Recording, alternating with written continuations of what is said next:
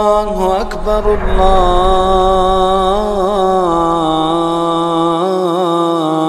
الله أكبر. من يهده الله فلا مضل له ومن يضلل فلا هادي له وأشهد أن لا إله إلا الله وحده لا شريك له وأشهد أن محمدا عبده ورسوله.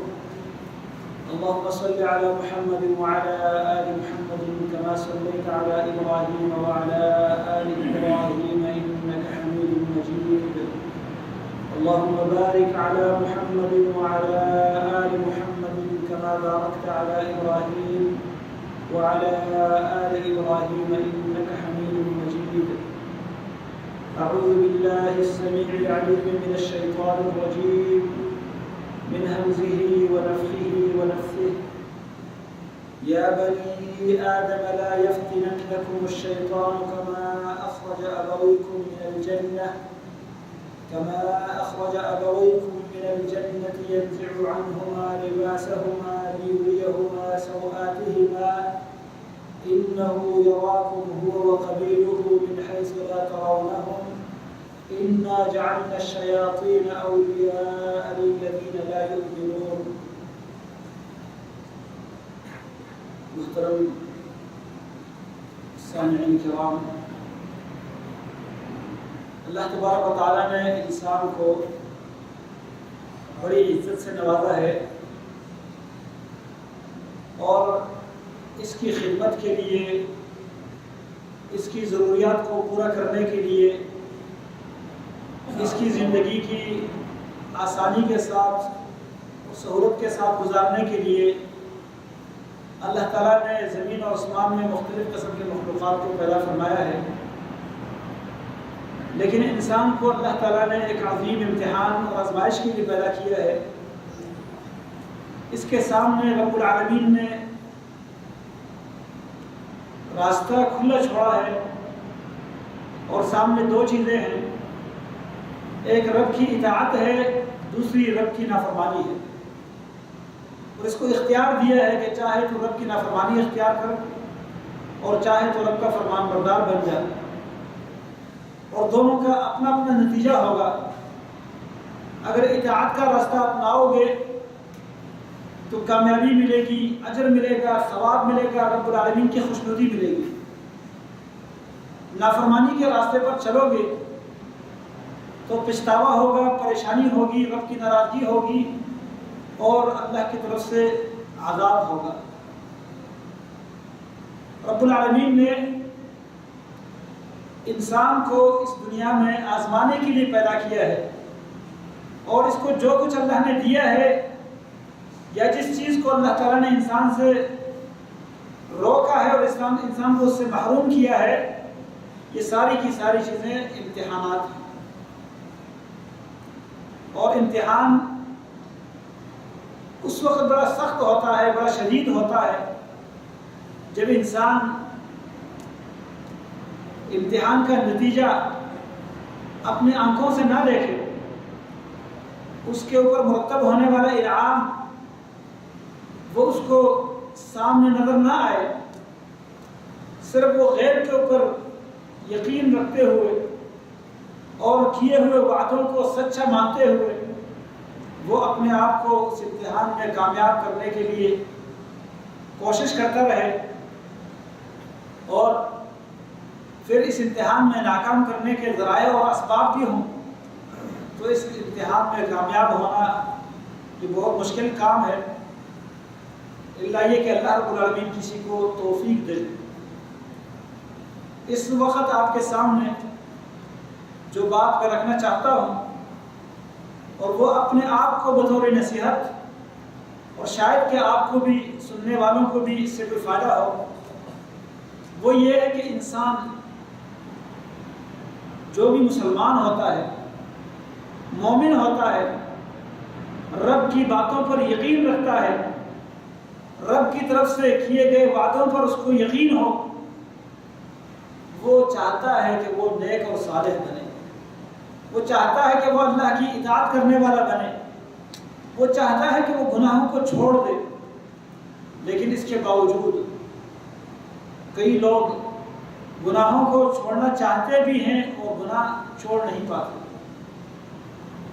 گناہوں میں وہ پھنسے ہوئے ہوتے ہیں، زندگی ان کے گناہوں میں گزر جاتی ہے، توبہ کرنا چاہتے ہیں لیکن توبہ کرنے کی ان کو توفیق نہیں ملتی۔ اور بہت سارے لوگ جب کوئی بات سنے، کوئی درس سنے، کوئی وعظ سنے تو ان کے دل میں کچھ ایمان کی جو چنگاری ہوتی ہے وہ روشن ہو جاتی ہے، اور وہ یہ عزم کر بیٹھتے ہیں کہ آئندہ ہم نافرمانی نہیں کریں گے، آئندہ ہم گناہ نہیں کریں گے۔ لیکن جب گناہ کا موقع ملتا ہے تو پھر بھی وہ اس گناہ میں پھنس جاتے ہیں اور صبر نہیں کر پاتے۔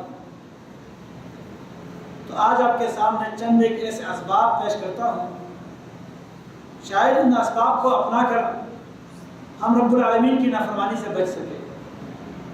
ان اسباب کے بارے میں ہم گناہ کرنے سے پہلے غور و فکر کریں تو شاید کہ گناہ سے ہم محفوظ رہ سکیں۔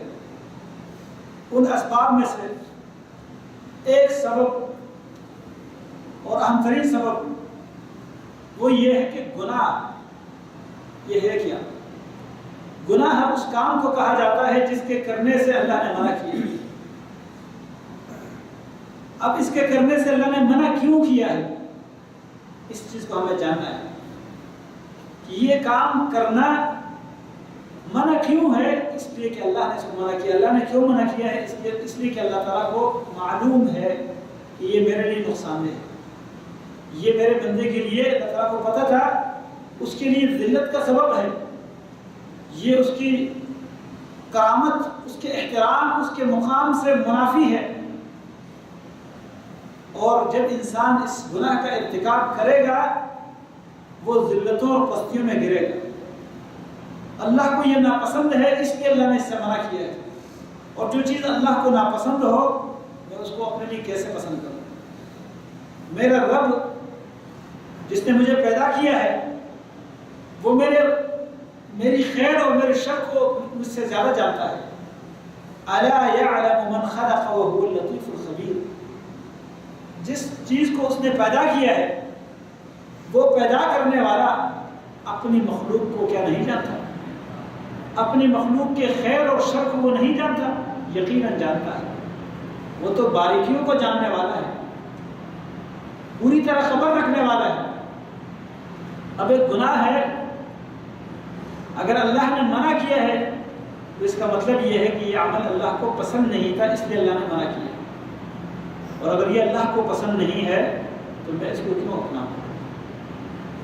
پھر یہ ہے کہ اللہ تعالیٰ نے اگر یہ عمل، یہ کام میرے اوپر حرام کر دیا ہے تو اللہ کو پتہ تھا کہ میرے لیے یہ تباہی کا سبب ہے، کیونکہ اللہ تعالیٰ میرے لیے خیر اور فائدہ چاہتا ہے۔ اللہ تعالیٰ میرا خیر خواہ ہے، وہ میرے لیے کبھی نقصان نہیں چاہتا۔ آپ ایک تھوڑا سا کسی شخص کی والدہ یا والد کے بارے میں غور کریں۔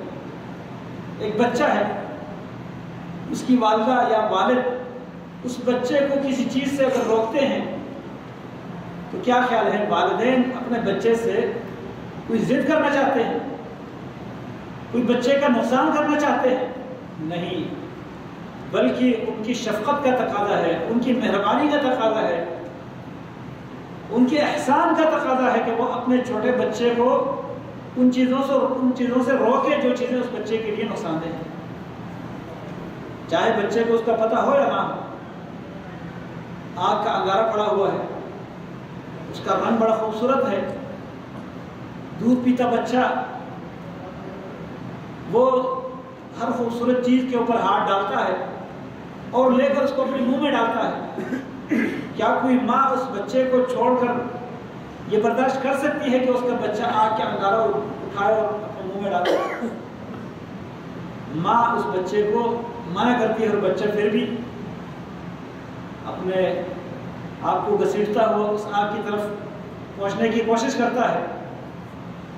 یہی مثال آپ سمجھیں گے تو انشاءاللہ بات واضح ہو جائے گی کہ اللہ رب العالمین نے جس چیز سے ہمیں منع کیا ہے، ہمیں اس کی اچھائی اور برائی کے بارے میں شاید اچھی طرح پتہ نہ ہو، پوری طرح علم نہ ہو، لیکن اللہ تعالیٰ جانتا ہے کہ یہ ہمارے لیے کیا ہے، نقصان دہ ہے۔ ہم اگر اس کی طرف بڑھیں گے تو اللہ رب العالمین کی نافرمانی ہوگی، اور وہ چیز اختیار کرنا، وہ عمل اپنانا ہمارے لیے نقصان دہ ہوگا۔ تو سب سے پہلی بات یہ یاد رکھنی چاہیے کہ اللہ تعالیٰ نے کسی چیز کو حرام کر دیا ہے، اس کی وجہ کیا ہے کہ وہ اللہ کو ناپسند ہے، اور جو چیز اللہ کو ناپسند ہو ہمیں بھی اس کو پسند نہیں کرنا چاہیے۔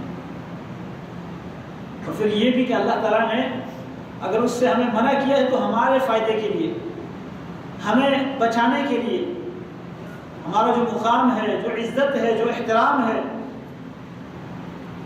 اس میں اس چیز کی وجہ سے، اس عمل کی وجہ سے خلل واقع ہوتا ہے، کمی واقع ہوتی ہے، اس لیے اللہ تعالیٰ نے ہمیں اس سے منع کیا ہے۔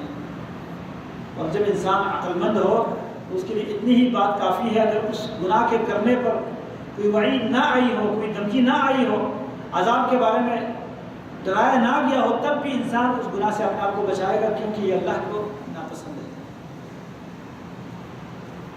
دوسرا سبب جس کی وجہ سے انسان گناہوں سے بچ سکتا ہے وہ ہے اللہ تعالیٰ سے حیا کرنا۔ آپ ذرا تصور کریں، اگر ہم تنہائی میں بیٹھے ہوئے ہیں، ایسا یہ بات بڑی خطرناک بات ہوتی ہے کہ انسان لوگوں کے سامنے بڑا نیک بنا کرتا ہے، بڑا تقویدار پرہیزگار لوگوں کے سامنے وہ دکھتا ہے، لیکن جب وہ تنہائی میں ہوتا ہے تو پھر اس سے بڑا کوئی شیطان، اس سے بڑا کوئی نافرمان نہیں ہوتا۔ اس کی اصل وجہ کیا ہے؟ وہ لوگوں سے تو حیا کرتا ہے لیکن اپنے رب سے حیا نہیں کرتا۔ اللہ تعالیٰ ہمیں توفیق دے کہ ہم اپنے رب سے حیا کرنے والے بنیں۔ لوگوں کے سامنے ہم اپنی نیکیاں دکھاتے ہیں جبکہ نیکیاں چھپانی چاہیے، اور گناہ لوگوں کے سامنے ہم چھپاتے ہیں۔ ہمیں چاہیے کہ ہم اپنے رب کے سامنے گناہ کرنے سے ڈر جائیں۔ مثال کے طور پر ایک شخص اپنے کمرے میں ہے، اس کو گناہ کا موقع مل رہا ہے، کوئی دیکھنے والا نہیں ہے، اور اس کو پتہ ہے کہ میں یہ گناہ کر رہا ہوں، لیکن اس وقت بھی مجھے دیکھنے والا کوئی ہے۔ اگر اس دیکھنے والے سے انسان کے دل میں حیا نہ آئے، اس گناہ سے وہ بچ نہ سکے، اس کا مطلب یہ ہے کہ اس کے دل میں اللہ کا ڈر یا اس کی حیا نہیں۔ اور یہ بہت اہم بات ہے۔ رسول اللہ صلی اللہ علیہ وسلم نے حکم بھی دیا ہے، استحیوا من اللہ حق الحیا، اللہ سے جس طرح حیا کرنے کا حق ہے اس طرح حیا کرو۔ اپنے گھر کے کسی بڑے سے انسان حیا کرتا ہے، اپنے علاقے کے کسی ذمہ دار سے، کسی معزز شخص سے انسان حیا کرتا ہے، اپنے والد کے سامنے انسان حیا کرتا ہے۔ بلکہ میں ایک تحریر پڑھ رہا تھا، کسی نے لکھا تھا کہ جب ہم گناہ کرنے بیٹھ جاتے ہیں، کمرے کے دروازے ہم بند کر دیتے ہیں، کبھی ہوا اس دروازے کو کچھ جھٹکا دے اور دروازے سے کچھ آواز پیدا ہو تو ہم اس آواز سے ڈرتے ہیں کہ کہیں ہم رسوا نہ ہو، ہم شرمندہ نہ ہو۔ اس ہوا کو چلانے والے سے ہم نہیں ڈرتے، اس ہوا کو بیچنے والے سے ہمیں حیا نہیں آتی۔ کبھی بلی دروازے کے اندر آنے کی کوشش کرے اور دروازہ کچھ کڑ کے اس سے آواز نکلے تو ہم جس گناہ میں لگے ہوئے ہوتے ہیں اس گناہ سے فوراً اپنے آپ کو سنبھالنے کی کوشش کرتے ہیں۔ کیا اس بلی سے ہمیں حیا آتی ہے اور اپنے رب سے حیا نہیں آتی؟ اور انسان کو یہ بھی دیکھنا ہے کہ رب العالمین کے ہاں میرا کیا مقام ہوگا، رب العالمین کے نزدیک میرا کیا مرتبہ ہوگا، اس رب کی نظر میں میری کیا عزت ہوگی، جب میری نظر میں اس رب کی اتنی عزت نہیں ہے کہ بلی سے تو میں ڈرتا ہوں لیکن اپنے رب سے حیا نہیں کرتا۔ ہوا کے جھونکے سے یا ہوا کے دروازے کو دھکا دینے سے میرے دل میں ڈر اور خوف پیدا ہو جاتا ہے، اس سے میں شرما جاتا ہوں لیکن اپنے رب سے نہیں شرماتا۔ تو پھر جب اس رب کی عزت میرے دل میں نہیں ہوگی، اس کی حیا میرے دل میں نہیں ہوگی، تو میرا اس رب کے ہاں کیا مقام ہوگا؟ اس لیے بعض اس امت کے نیک اور صالح لوگوں نے کہا ہے کہ اگر آپ چاہتے ہیں، ایک اثر بھی ہے یہ، کہ اگر آپ چاہتے ہیں کہ آپ اپنی قدر، اپنی عزت اپنے رب کے ہاں معلوم کر لیں کہ آپ کا اللہ تعالیٰ کے ہاں کیا مقام ہے، کیا عزت ہے، کیا قدر ہے، تو پھر آپ اپنے دل میں جا کے، اپنے گریبان میں جا کے، اپنے دل میں سوچیں کہ آپ کے دل میں رب کی کتنی عزت ہے، آپ کے ہاں رب کی کتنی عزت ہے۔ جس رب کے پاس وہ اپنی عزت تلاش کرتا ہے، اس رب کی عزت تو اپنے دل میں رکھو۔ تو اللہ رب العالمین سے حیا، جب انسان اس بات کو دیکھتا ہے کہ رب العالمین کی نظروں سے میں کہیں بھی چھپ نہیں سکتا، اور میں جب بھی کچھ کرتا ہوں تو رب العالمین مجھے دیکھ رہا ہوتا ہے، رب العالمین میرے اوپر نگران ہے، اور اس انسان کے دل میں بھی کچھ جان ہو، وہ زندہ بھی ہو اور اس کے اندر حیا بھی ہو، تو وہ اپنے رب سے حیا کرتا ہے، اپنے رب کی نافرمانیوں سے بچنے کی کوشش کرتا ہے، وہ اپنے رب کے سامنے رسوا نہیں ہونا چاہتا۔ اللہ تعالیٰ ہم سب کو توفیق دے کہ ہم رب العالمین سے حیا کرنے والے بنیں۔ تیسرا سبب جس کی وجہ سے انسان گناہوں سے بچنے پر کچھ حوصلہ پاتا ہے، کچھ قوت پاتا ہے، اس کو کچھ طاقت ملتی ہے کہ وہ گناہوں سے بچ جائے، وہ تیسری چیز کیا ہے؟ اللہ کی نعمتوں کا، اس کے احسانات کا خیال رکھنا۔ تو اس بات کا خیال رکھے کہ میں رب العالمین کی کتنی نعمتیں استعمال کرتا ہوں، رب العالمین نے میرے اوپر کتنے احسانات کیے ہیں۔ اپنے محسن کی نعمتوں کی قدر نہ کرنا، اس کی نافرمانی کرتے ہوئے اس کی نعمتوں کی ناشکری کرنا کتنی بری بات ہے۔ رب العالمین کی نعمتیں اس کی نافرمانی کی وجہ سے چھن جاتی ہیں۔ جس طرح گناہ ہوتا ہے اس طرح اللہ رب العالمین انسان سے نعمت چھینتا ہے۔ ہم کون ہیں؟ ہمارے اور آپ کے باپ، انسانیت کے اصل باپ آدم علیہ السلام، ان کو رب العالمین نے بڑی نعمتوں سے نوازا تھا۔ اللہ تبارک و تعالیٰ نے ان کو جنت میں ہر قسم کی نعمت استعمال کرنے کی اجازت دی تھی۔ اللہ تعالیٰ نے فرمایا تھا وَيَا آدَمُ اسْكُنْ أَنْتَ وَزَوْجُكَ الْجَنَّةَ فَكُلَا مِنْ حَيْثُ شِئْتُمَا وَلَا تَقْرَبَا هَٰذِهِ الشَّجَرَةَ فَتَكُونَا مِنَ الظَّالِمِينَ۔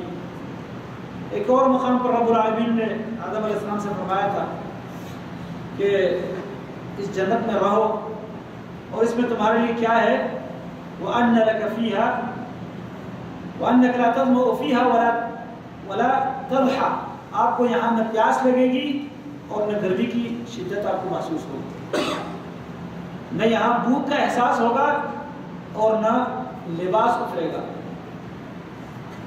کوئی پریشانی نہیں ہوگی اس جنت میں رہتے ہوئے۔ رب العالمین نے امتحان کے لیے ایک درخت کی نشاندہی فرمائی تھی اور فرمایا وَلَا تَقْرَبَا هَٰذِهِ الشَّجَرَةَ، اس درخت کے قریب نہ جانا۔ کیا ہوا؟ اس درخت میں سے کھایا، شیطان نے دھوکہ دیا، جھوٹی قسمیں کھائی اور کہا کہ اس درخت کے پاس جانے سے تجھے اس لیے روکا گیا ہے کہ تمہیں یہاں ہمیشہ کی زندگی مل جائے گی، یہاں ہمیشہ تمہیں رہنا نصیب ہوگا، اس لیے اللہ تعالیٰ نے تجھے منع کیا ہے۔ آدم علیہ السلام نے شیطان کی قسموں پر، شیطان کی باتوں پر یقین کرتے ہوئے یا اس کے بہکاوے میں آ کر اس درخت میں سے کھایا۔ اس درخت میں سے کھاتے ہی کیا ہوا؟ اللہ تعالیٰ فرماتے ہیں فَوَسْوَسَ لَهُمَا الشَّيْطَانُ لِيُبْدِيَ لَهُمَا مَا وُرِيَ عَنْهُمَا مِنْ سَوْآتِهِمَا وَقَالَ مَا نَهَاكُمَا رَبُّكُمَا عَنْ هَٰذِهِ الشَّجَرَةِ إِلَّا أَن تَكُونَا مَلَكَيْنِ أَوْ تَكُونَا مِنَ الْخَالِدِينَ وَقَاسَمَهُمَا إِنِّي لَكُمَا لَمِنَ النَّاصِحِينَ فَدَلَّاهُمَا بِغُرُورٍ۔ اللہ تعالیٰ فرماتے ہیں فَلَمَّا ذَاقَا الشَّجَرَةَ، جب دونوں نے اس پھل میں سے ابھی کھایا نہیں، صرف چکھا، اللہ نے منع کیا تھا کہ اس درخت کے قریب نہ جانا، انہوں نے اس درخت میں سے چکھ لیا، بدت لہما سوآتہما، ان کی شرمگاہیں ان کے لیے ظاہر ہو گئی، جنت کا لباس اتر گیا وطفقا یخصفان علیہما من ورق الجنہ، شروع ہوئے کہ جنت کے پتے توڑ توڑ کر اپنے جسم کے ساتھ لگا رہے تھے، اپنے جسم کو ڈھانپنے کے لیے، اپنے صدر کو چھپانے کے لیے۔ اب اللہ رب العالمین کی نعمت جو جنت کا لباس تھا اور جس کے بارے میں اللہ کا وعدہ تھا ولا تعرا، اس جنت میں آپ بے لباس نہیں ہوں گے، لیکن وہ لباس اتر گیا۔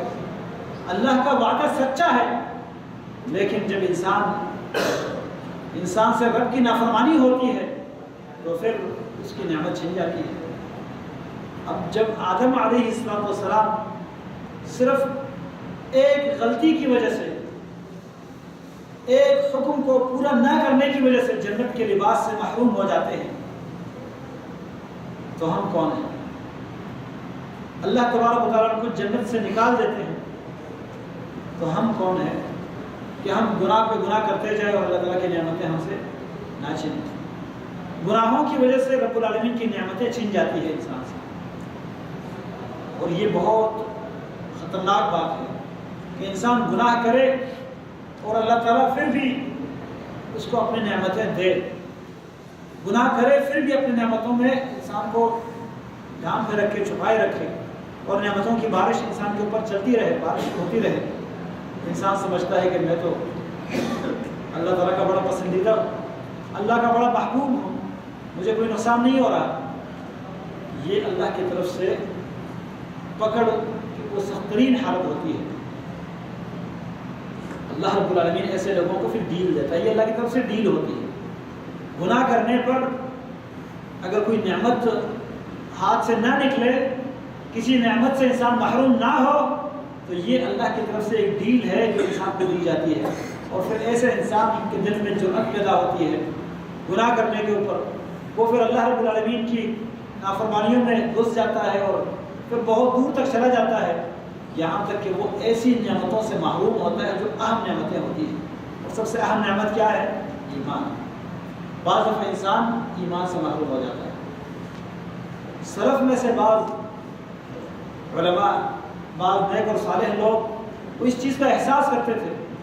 ایک کہتا ہے کہ مجھے ایک گناہ کی وجہ سے پورے 1 سال تک رات کو قیام نصیب نہیں ہوا، 1 سال تک صرف ایک گناہ کی وجہ سے پوری رات میں قیام اللیل سے محروم رہا۔ دوسرا کہتا ہے کہ ایک گناہ کی وجہ سے میں بہت بڑے علم سے محروم ہوا، میرے دل سے، حافظے سے وہ علم خارج ہو گیا جو میں نے یاد کر رکھا تھا۔ ان لوگوں کو اس چیز کا احساس ہوتا تھا کہ یہ گناہ میں نے کیا ہے، اس گناہ کی مجھے کون سی سزا ملی، اور جب بھی کوئی ان کے اوپر ایسی پریشانی آتی وہ اس چیز کو محسوس کرتے کہ یہ میرے گناہ کی سزا ہے۔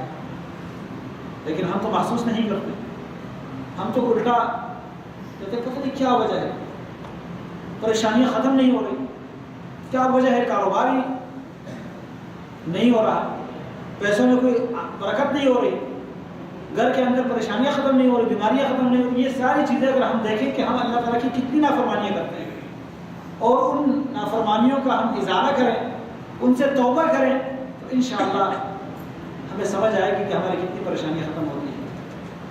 تو گناہ کرنے کی وجہ سے انسانوں سے نعمتیں چھن جاتی ہیں، اللہ تعالیٰ اپنی نعمتوں کو چھین لیتا ہے، اور جب انسان اس گناہ کو چھوڑ دے، اللہ کی طرف توبہ کر لے اور اللہ تعالیٰ سے معافی مانگ لے، تو پھر اللہ رب العالمین دوبارہ وہ نعمت لوٹا لیتا ہے۔ اسی طرح نعمتوں کے حوالے سے شاعر نے کہا ہے اذا كنت في نعمة فرعها فإن المعاصي تزيل النعم، کہ جب آپ اللہ تعالیٰ کی کسی نعمت میں ہیں تو اس کا خیال رکھو، اس کو بچا کے رکھو، اس کی حفاظت کرو، کیونکہ اللہ کی نافرمانیاں نعمتوں کو ہٹا دیتی ہیں، نعمتیں ہٹ جاتی ہیں، ختم ہو جاتی ہے، کس وجہ سے؟ اللہ کی نافرمانیوں کی وجہ سے۔ ان اللہ لا یغیر ما بقوم حتی یغیروا ما بانفسهم، اللہ تعالیٰ کسی قوم کی حالت کو نہیں بدلتا، ان کے اوپر کی ہوئی نعمتوں کو اللہ تعالیٰ نہیں چھینتا، لیکن جب قوم اللہ کی نافرمانی پر اتر آئے لوگ اللہ تعالیٰ کا نافرمان بن جائے تو اللہ تعالیٰ اپنی نعمتوں کو چھین لیتا ہے۔ ہم میں سے کتنے لوگ ایسے ہیں جن کو بڑی بڑی پریشانیوں کا سامنا ہے، ان کا کاروبار چلتا تھا، آج وہ کاروبار نہیں ہے، ان کے گھر میں سکون تھا، آج وہ سکون نہیں ہے، کبھی اولاد نافرمان بن جاتی ہے، کبھی بیوی نافرمان بن جاتی ہے، کبھی بھائی اور دیگر رشتہ داروں کی طرف سے مشکلات کا سامنا ہوتا ہے، کبھی علاقے میں امن نہیں ہوتا، مختلف قسم کی چیزیں۔ یہ کیا ہے؟ اللہ تعالیٰ کی نافرمانیوں کی سزا ہوتی ہے۔ ہمیں چاہیے کہ ہمیں کوئی بھی پریشانی ہو، ہم اپنے اعمال کا جائزہ لیں اور یہ دیکھیں کہ کس گناہ کی وجہ سے مجھے یہ پریشانی ہو رہی ہے، کس گناہ کی وجہ سے مجھے اس پریشانی کا سامنا کرنا پڑ رہا ہے۔ اگر ہم اس گناہ کو چھوڑ دیں، اللہ سے معافی مانگ لیں، استغفار کریں، اللہ تعالیٰ اس نعمت کو دوبارہ ہمیں لوٹا دے گا اور پریشانی سے ہمیں محفوظ رکھے گا۔ چوتھی چیز اور چوتھی بات جس کی وجہ سے انسان اللہ تعالیٰ کی نافرمانیوں سے بچ سکتا ہے اور انسان کے بارے میں یہ امید ہو سکتی ہے کہ وہ اللہ تعالیٰ کی نافرمانی کو چھوڑ دے گا، وہ ہے اللہ کا خوف، اللہ کی خشیت۔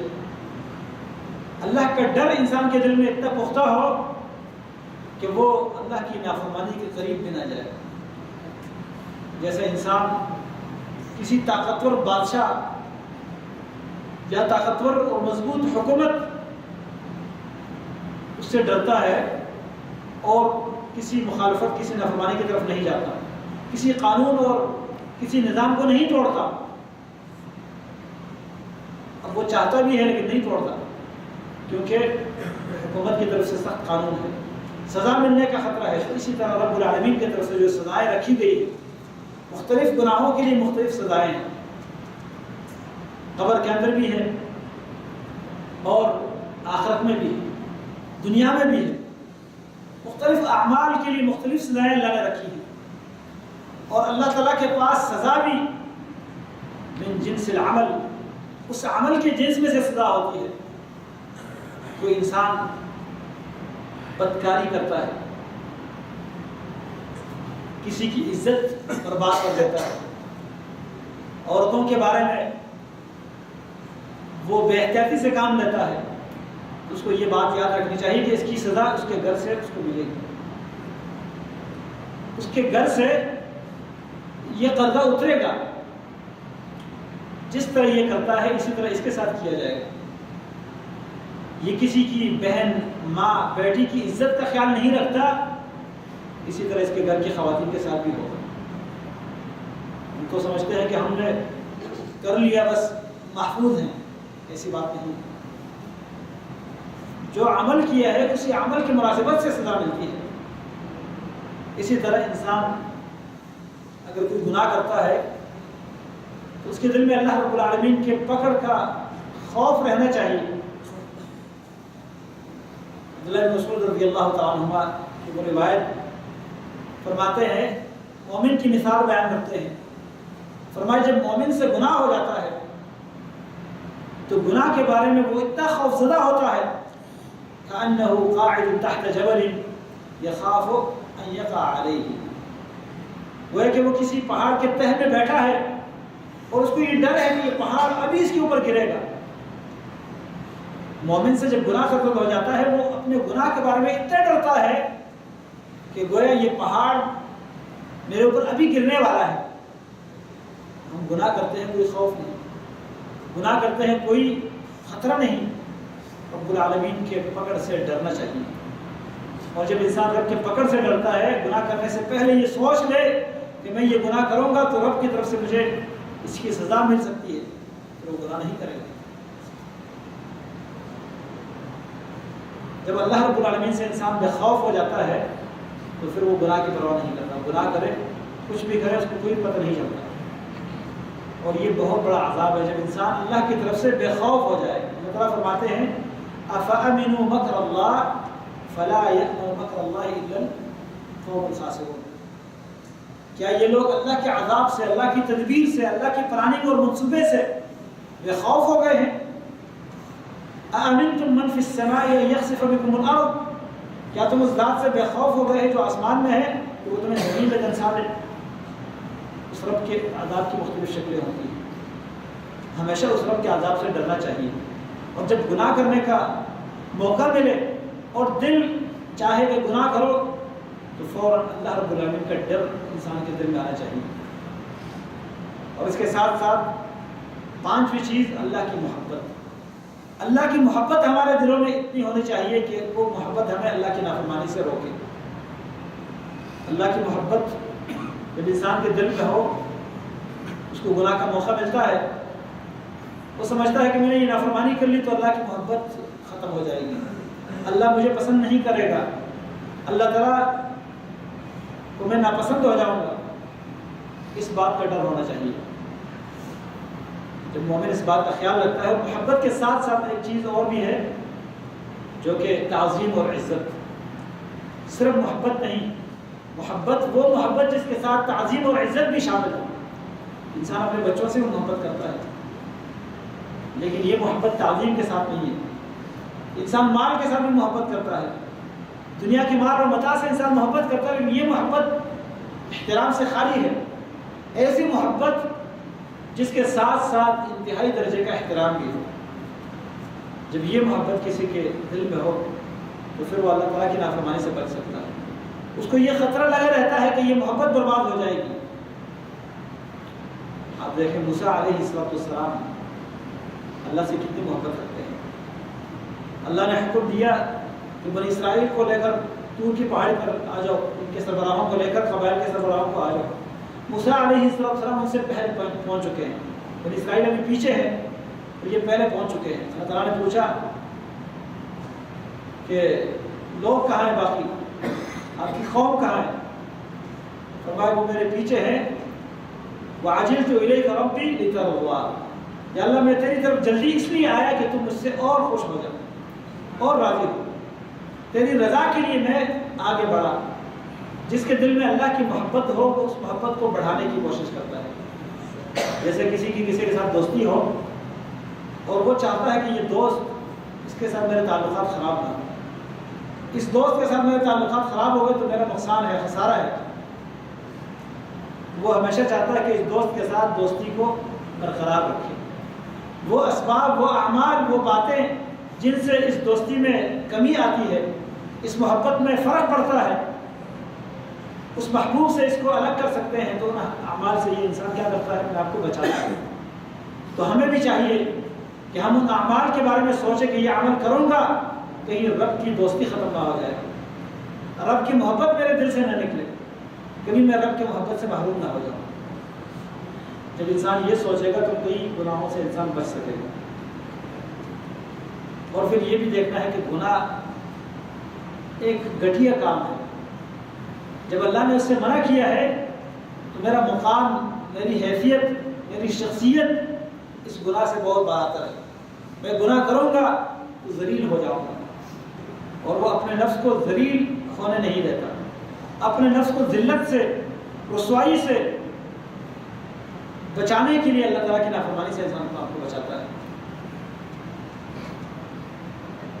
اللہ تعالیٰ نے اسی لیے انسان کو کئی اعمال سے، کئی باتوں سے، کئی کاموں سے روکا ہے کہ وہ کام انسان کے شان کے خلاف ہے، انسان کے احترام کے خلاف ہے، انسان کی عظمت کے خلاف ہے. اور انسان اگر ان گناہوں کو اپناتا ہے تو پھر وہ گر جاتا ہے. اس کا مقام، اس کی ویلیو، اس کی حیثیت وہ ختم ہو جاتی ہے. اسی طرح انسان کو اس بات کا احساس ہونا چاہیے کہ یہ گناہ اگر میں کر لوں تو آخر مجھے کیا ملے گا. اس گناہ کے انجام کے بارے میں انسان کو سوچنا چاہیے. جب بھی گناہ کرنے کا دل چاہے، انسان کو موقع مل رہا ہے بدکاری کرنے کا. عزیز مصر کی بیوی خود مطالبہ کر رہی ہے یوسف علیہ السلام سے، مطالبہ کر رہی ہے اور دروازے بند کر دیے ہیں، دیکھنے والا کوئی نہیں. ان کو موقع مل رہا ہے لیکن کیوں گناہ نہیں کر رہے؟ اس بدکاری کی طرف کیوں نہیں بڑھ رہے؟ اپنے آپ کو بچانے کی کوشش کرتے ہیں. وجہ کیا ہے؟ اس لیے کہ وہ جانتے ہیں یہ گناہ میں کر لوں گا. چند منٹ کی یہ لذت یہ میں حاصل کر لوں گا، لیکن اس کے بعد کیا ہوگا؟ رب کی نافرمانی، رب سے دوری، رب نے جو مجھے مقام اور مرتبہ دیا ہے مجھ سے چھن جائے گا، جو اللہ نے انعام کیا ہے، جو نعمت دی ہے اس سے میں محروم ہو جاؤں گا، جس مالک نے مجھے اپنے گھر میں رکھا ہے، اوپر اعتماد کیا ہے، اس کا اعتماد خراب ہو جائے گا، بہت سارے نقصانات۔ تو گناہ کرنے کا جب بھی موقع ملتا ہے انسان کو چاہیے کہ وہ اس کے انجام کے بارے میں غور کرے۔ تھوڑی دیر کی لذت کی وجہ سے ہمیشہ ذلت کبھی بھی آخر میں انسان اس کو برداشت نہیں کرتا۔ کچھ دیر کی لذت لیکن ہمیشہ کی ذلت، کچھ دیر انسان فائدہ اٹھا لے گا لیکن ہمیشہ ذلت اور رسوائی کا سامنا ہوگا، اور دل میں پھر اس کے بارے میں پچھتاوا، پریشانی، گھٹن وہ ختم نہیں ہوگی۔ اور بعض دفعہ انسان کسی گناہ سے اپنے آپ کو اس لیے بچاتا ہے کہ رب العالمین نے اس سے منع کیا ہے۔ انسان کو اس گناہ سے بچنے کا جو دکھ ہوتا ہے، جو تکلیف ہوتی ہے وقتی طور پر، وہ جب انسان برداشت کر لیتا ہے، اللہ رب العالمین اس کو بعد میں وہ خوشی عطا فرماتا ہے جس کے انسان الفاظ میں بیان نہیں کر سکتا۔ آپ تجربہ کر کے دیکھیے، گناہ کرنے کا موقع ملے، دل چاہتا ہے کہ گناہ کرو، موقع بھی ہے، لیکن صرف رب کی وجہ سے اس گناہ کو اگر ہم چھوڑ دیں، اس گناہ کے چھوڑنے کا شاید ہمیں کچھ دکھ ہو، کوئی تکلیف ہو، لیکن بعد میں ہمیں اس کا احساس ہوگا کہ ہم نے کتنا بڑا اجر کمایا، کتنی بڑی خوشی حاصل کی، اور رب العالمین کا قرب ہمیں ملے گا انشاءاللہ۔ جیسے ایک عورت گزر رہی ہے، بے پردہ ہے، آپ کا دل چاہتا ہے اس کو دیکھو، شیطان بھی اس کو مزین کر کے آپ کے سامنے پیش کرتا ہے، اگر دیکھ لیا بعد میں پچھتا ہے کہ نہ دیکھو تو بہتر، دیکھنے سے مجھے کیا ملا؟ گناہ مل گیا، نافرمانی مل گئی، اللہ ناراض ہو گیا۔ لیکن آپ رب کا حکم سنتے ہوئے اپنی نگاہ نیچے کر لیں، اپنی نظر بچائے، آپ دیکھیں بعد میں آپ کے دل میں کتنی خوشی، کتنی ٹھنڈک ہوگی، آپ اپنے کیے ہوئے عمل پر مطمئن ہوں گے، اور اس کی وجہ سے ایمان میں اور اضافہ ہوگا۔ عورت اگر سامنے سے گزر رہی ہے یا عورت کی کوئی تصویر گزر رہی ہے، یہ ساری چیزیں ہمارے سامنے ہیں، اپنی نظر کو جھکائے صرف اس بنیاد پر کہ رب العالمین نے یہ حکم دیا ہے قُلْ لِلْمُؤْمِنِينَ يَغُضُّوا مِنْ أَبْصَارِهِمْ۔ جب رب العالمین کے حکم کو پورا کرتے ہوئے اپنی نظر جھکائیں گے، بعد میں ہمیں جو لذت، جو ایمان کا مٹاس، جو نورانیت ہمارے دلوں میں پیدا ہوگی۔ قرآن کریم میں اللہ رب العالمین نے جہاں پر ان آیتوں کا ذکر کیا، نظر جھکانے کے بارے میں، شرمگاہ کی حفاظت کے بارے میں، آگے اللہ تعالیٰ نے نور والی آیت نازل فرمائی ہے، اللہ نور السماوات والارض۔ تو ان چیزوں سے بچنے سے اللہ کا نور انسان کے دل میں پیدا ہوتا ہے۔ نور کیا ہے؟ ایمان کا نور۔ پھر آگے مزید اس کو خوشی ہوتی ہے، اس کو گناہوں سے بچنے کی توفیق ملتی ہے، نیکی کرنے کی توفیق ملتی ہے، ایمان کا اضافہ ہوتا ہے۔ اور جب انسان اس گناہ کو اختیار کر لیتا ہے، پھر اس کی جو پٹکار ہے، ذلت ہے، رسوائی ہے، وہ اس کے اوپر ہمیشہ لگی رہتی ہے، اور انسان کا چہرہ سیاہ ہو جاتا ہے گناہ کرنے کی وجہ سے، دل کے اندر اندھیرا چھا جاتا ہے، ایمان کی روشنی ختم ہو جاتی ہے۔ بعض گناہ تو ایسے ہیں کہ انسان ایمان سے محروم ہو جاتا ہے، چوری، زنا، ڈکیتی۔ حدیث میں رسول اللہ نے فرمایا ہے لا یزنی الزانی وهو مؤمن، زنا کرنے والا جب بھی زنا کرتا ہے وہ ایمان کی حالت میں زنا نہیں کرتا، اس کا ایمان چھن جاتا ہے۔ لا یسرق السارق وهو مؤمن، چوری کرنے والا چوری کرتا ہے تو ایمان کی حالت میں چوری نہیں کرتا۔ ڈکیتی کرنے والا ڈکیتی کرتا ہے تو ایمان کی حالت میں نہیں کرتا۔ یہ وہ حالات ہیں جب انسان ایمان سے اس وقت محروم ہو جاتا ہے، اس کا ایمان اس سے نکل جاتا ہے، اور اگر انسان توبہ کرتا ہے تو وہ ایمان اس کے طرف دوبارہ لوٹ کر آتا ہے۔ تو گناہ کرنے کے بارے میں ہمیں یہ سوچنا ہے کہ اس کا انجام کیا ہوگا۔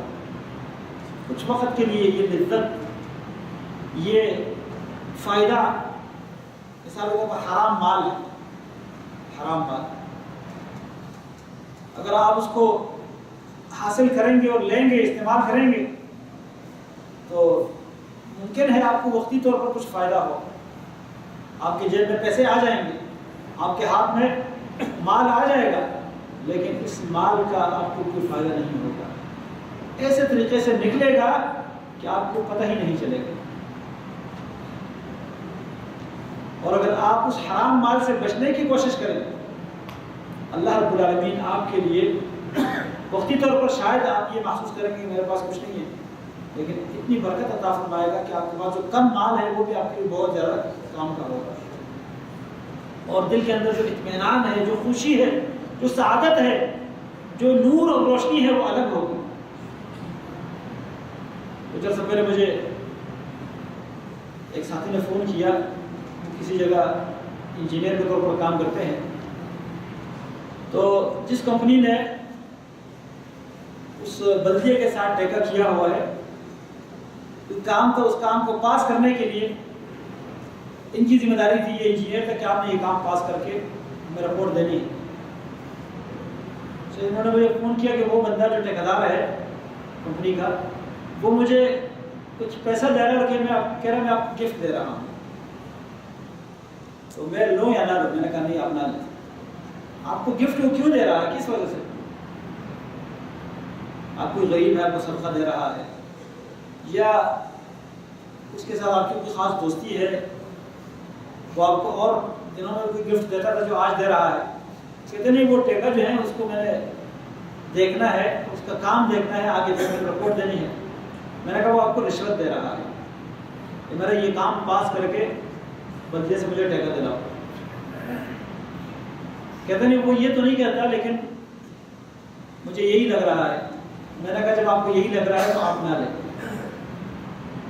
زیادہ پیسے تھے، 12 صلی اللہ کے بندے کو اللہ جزائے خیر دے، انہوں نے وہ پیسے چھوڑ دیے، کہا مجھے نہیں چاہیے۔ اس آدمی نے بڑا اصرار کیا کہ میں آپ کو اپنی طرف سے دے رہا ہوں، مجھے آپ سے کوئی اور مطلب نہیں ہے، میں اپنی طرف سے آپ کو دے رہا ہوں۔ اس نے کہا کہ آپ اگر ویسے دے رہے کسی اور کو دے رہے، مجھے کیوں دے رہے ہیں؟ مجھے دینے میں کوئی مطلب تو ہے۔ اس نے کہا نہیں، کوئی مطلب نہیں، آپ میرا کام پاس کرے نہ کرے وہ آپ کی مرضی ہے۔ لیکن بہرحال اس اللہ کے بندے کو سمجھ آئی، اور مجھ سے مشورہ لینے کے بعد اس نے پیسے چھوڑ دیے۔ آج مجھے اس کا فون آیا تھا، یہ تقریباً 6-7 مہینے پہلے کی بات ہے، جو اس نے وہ پیسے چھوڑ دیے تھے۔ آج کہہ رہے کہ وہ پیسے میں نے چھوڑ دیے، اللہ تعالیٰ نے اس کے بعد میرے دل میں جو خوشی، جو سعادت اور جو ایک نورانیت ڈال دی کہ مجھے اس کام پر بہت بڑا ایک اطمینان تھا کہ الحمدللہ یہ پیسے میں نے لیے نہیں۔ تو مجھے بڑی خوشی ہو رہی ہے کہ وہ پیسے میں نے نہیں لیے، زیادہ پیسے تھے لیکن میں نے چھوڑ دیے۔ اور اللہ رب العالمین نے اس کے بعد بھی میرے کئی کام ایسے ہیں جو بہت بہتر انداز سے اللہ نے پائے تکمیل تک پہنچایا، تو مشکل مجھے نہیں ہوئی۔ شاید وہ پیسے میں لیتا تو میرے لیے پریشانی بڑھ جاتی۔ بہرحال یہ ایک مثال میں نے دی ہے، آپ کو اگر حرام کے پیسے مل رہے ہیں، حرام مال مل رہا ہے، وقتی آپ کو فائدہ ہوگا لیکن آپ کو دلی سکون نہیں ہوگا، اطمینان نہیں ہوگا۔ تو آپ یہ نہ سوچیں کہ اس سے مجھے کوئی فائدہ ہو رہا ہے، یہ فائدہ وقتی ہے، اور جو ذلت رسوائی ہے، جو دل کے اندر پریشانی، وہ ہمیشہ رہے گی۔ اس لیے کہا جاتا ہے کہ تھوڑی دیر کی لذت کے لیے ہمیشہ کی پریشانی کو مصر نہ لیں۔ گناہ وقتی طور پر لذت ہے، وقتی طور پر فائدہ ہے، لیکن بعد میں اس کی ذلت، اس کی پریشانی، اس سے آپ نکل نہیں سکتے۔ تو گناہ کے انجام کے بارے میں ہمیں سوچنا ہے، اس گناہ کی وجہ سے میں کتنی نیکیوں سے محروم ہو سکتا ہوں، میں کتنے اچھے لوگوں کی صحبت سے محروم ہو سکتا ہوں۔ یہ بھی یاد رکھنی چاہیے بات کہ گناہ کی وجہ سے انسان نیک اور صالح لوگوں کی صحبت سے بھی محروم ہو جاتا ہے، لوگوں کے دلوں میں بھی اس سے نفرت پیدا ہو جاتی ہے۔ اللہ رب العالمین تو اس سے ناراض ہو جاتا ہے، لیکن اللہ تعالیٰ کے نیک بندے بھی اس کے ساتھ دل میں نفرت رکھنے لگتے ہیں۔ اللہ تبارک و تعالیٰ لوگوں کے دلوں میں اس سے نفرت پیدا کرتا ہے۔ یہ گناہوں کی سزائیں، گناہوں کا انجام بڑا خطرناک انجام ہے۔ اللہ تعالیٰ ہمیں محفوظ رکھے گناہوں سے اور گناہوں کے خطرناک انجام سے۔ اسی طرح گناہ سے بچنے کے لیے ایک سبب وہ یہ ہے کہ انسان امیدیں، دنیا کی جو امیدیں ہیں یہ کم رکھے، اپنی امیدیں کم کر دے، چھوٹی کر دے۔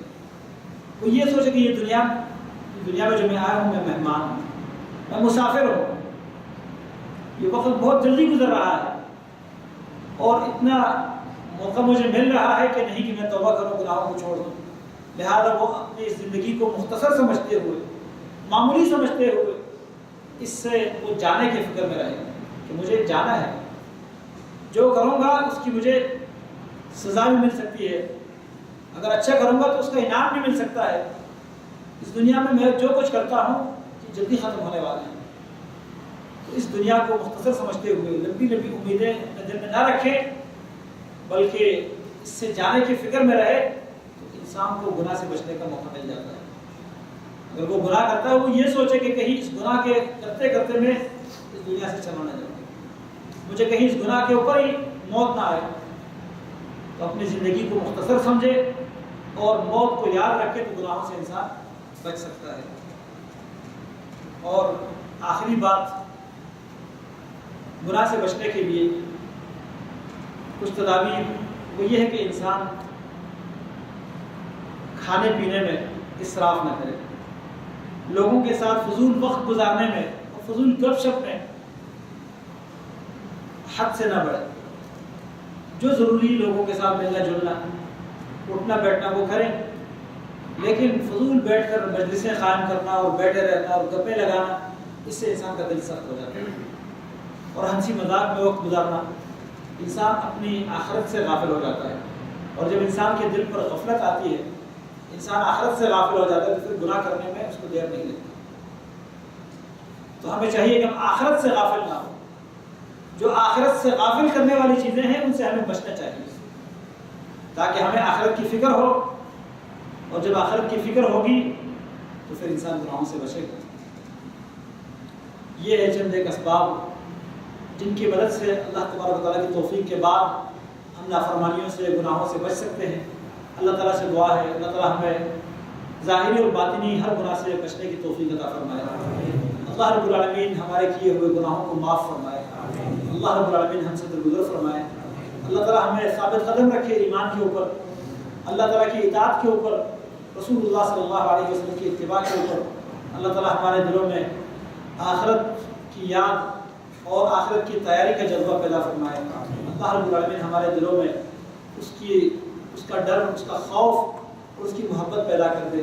اللہ تبارک و تعالیٰ ہمیں دنیا اور آخرت کی پریشانیوں سے محفوظ رکھے، جو بیمار ہے اللہ تعالیٰ ان بیماروں کو شفا کاملہ اجر عطا فرمائے، جو مظلوم ہے اللہ رب العالمین ان کو ظلم سے نجات دے، جو مقروض ہے اللہ تعالیٰ ان کو قرضوں سے نجات دے، جن کو کاروبار کے حوالے سے پریشانی ہے یا گھریلو پریشانی ہے، اللہ تعالیٰ تمام مسلمانوں کو ہر پریشانی سے محفوظ رکھے، اللہ تعالیٰ ہمارے گناہوں کو معاف کر دے، اللہ تبارک و تعالیٰ ہمیں اچھے اعمال کرنے کی توفیق عطا فرمائے، اللہ تبارک و تعالیٰ ہمیں دین کے ساتھ اور قرآن سنت کے ساتھ وابستہ رہنے کی توفیق دے۔